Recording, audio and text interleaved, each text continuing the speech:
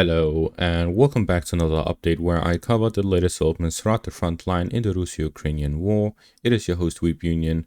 In this one, we actually start with different set of news as a very serious thing happened in the United States. This is a very sensitive topic on YouTube as it easily gets demonetized. Therefore, I'll keep it brief. But there was an assassination attempt towards Trump where he was shot at, as is seen on the screen. In the video, we see that Trump was in Pennsylvania doing one of his rallies, and during the early parts of one of those, a person who is not yet clearly identified, there's a lot of misinformation going around about it being a specific person, and that the FBI stated that he did so. However, I could not find any source as to the FBI's statement, neither on the FBI site or the FBI Twitter profile. Instead, we only see Western media reporting that it was this person according to the FBI, but I do not find any source to the FBI statement.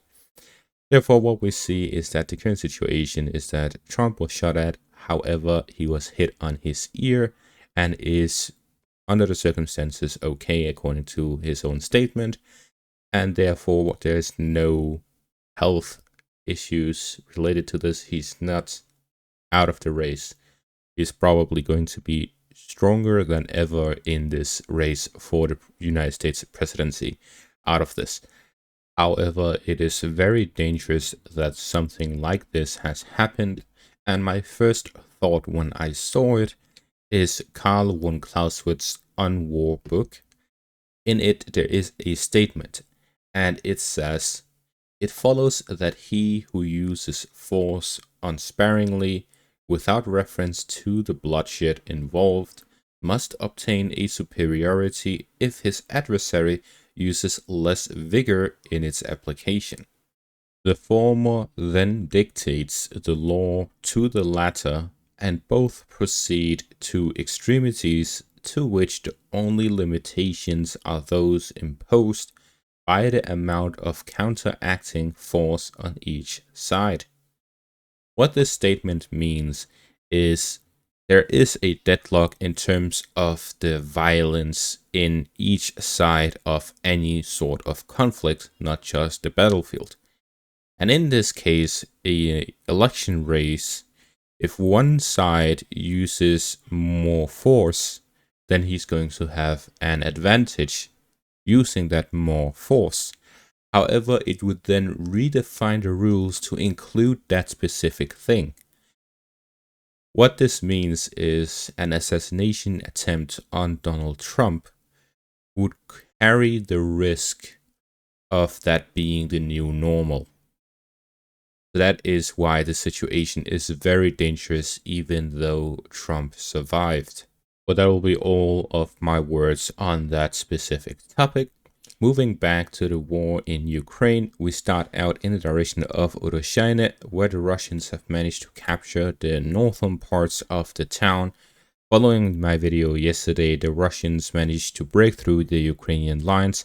As I said in my analysis, it was very difficult for the Ukrainians to set up defensive positions in the stretch of territory that is the long single road positions in the northern parts. And therefore, the Russians managed to break through those positions here in Urozhaine and fully capture the town. In this geolocated footage, we saw Russian soldiers in the northern parts of the town, and we also following this saw the Russians waving the flag in the northern parts of the town.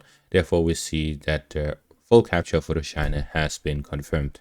In the Krasnoorivka section of the front line, we see this geolocated footage of Ukrainian presence in the southern outskirts of the city. This is either of two cases. Either the Russians never really captured the southern part and some positional fighting continues, or the Ukrainians launched some infantry assaults into the southern part of Krasnoorivka to try and contest the southern part of the city.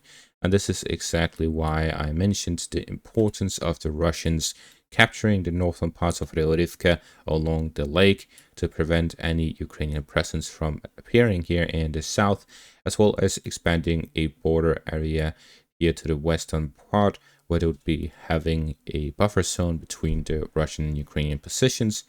Therefore, a full capture would allow the Russians to redirect their forces in the north rather than having to spend them in the south, where they would be slowing down their progress in the north by having to deal with the Ukrainian offensive operations in the south. The Ukrainian presence here in the south disrupts the Russian offensive operations in the north, as the Russians would be forced to redirect their forces, both in terms of long-range artillery support, but also infantry units that have to be in the south to deal with the Ukrainian soldiers. In the Avdiivka section of the front line, we see that the Russians have managed to advance and gain a foothold in the eastern parts of Novoslivka Persia, as well as consolidating their gains south of the town, where they're moving along the highway from Umansk towards Novoslivka Persia.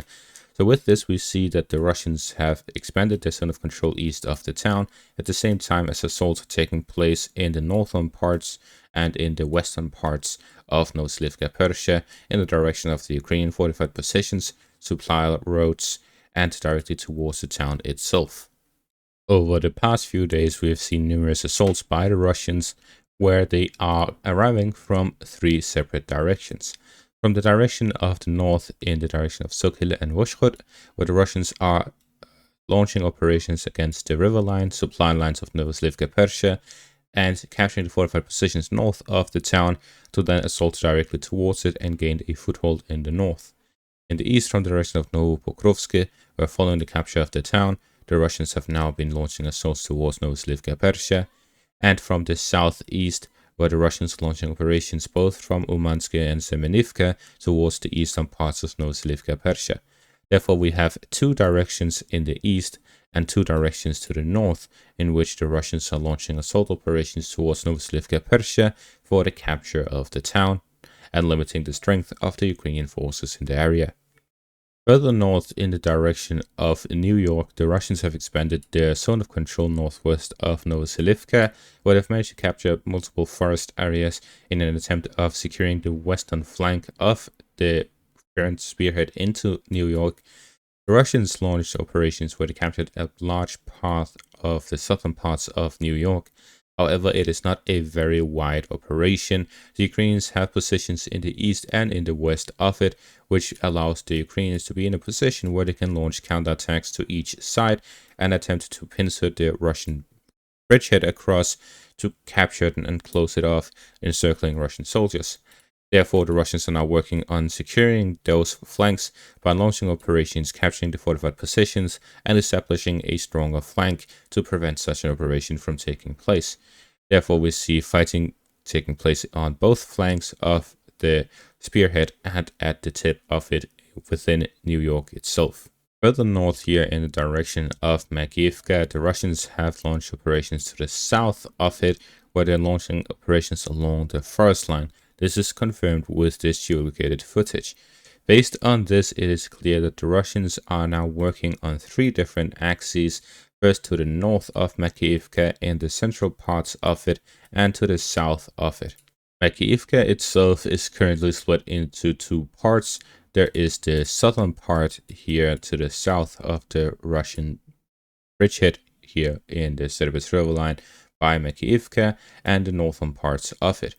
There was a position further north which the Russians have captured, and then the southern parts is currently split between it and the northern part, where the Russian operations here to the south could be an operation towards the southern parts of this fortified position to spread out the Ukrainian forces and attempt to cut off the supply coming from the south, preventing any attacks towards or reinforcements towards the central parts of Makivka, and an operation in the north to cut off and pincer the Ukrainian forces in the north.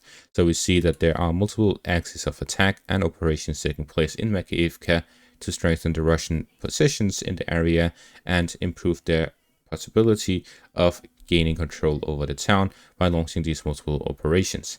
And based on this, we see that the current situation continues with multiple Russian assaults across the front line, and the Ukrainian focus is now entirely on stopping further Russian advances and slowing down their momentum in an attempt to grind the Russian offensive to a halt and prevent them from breaking through the Ukrainian lines.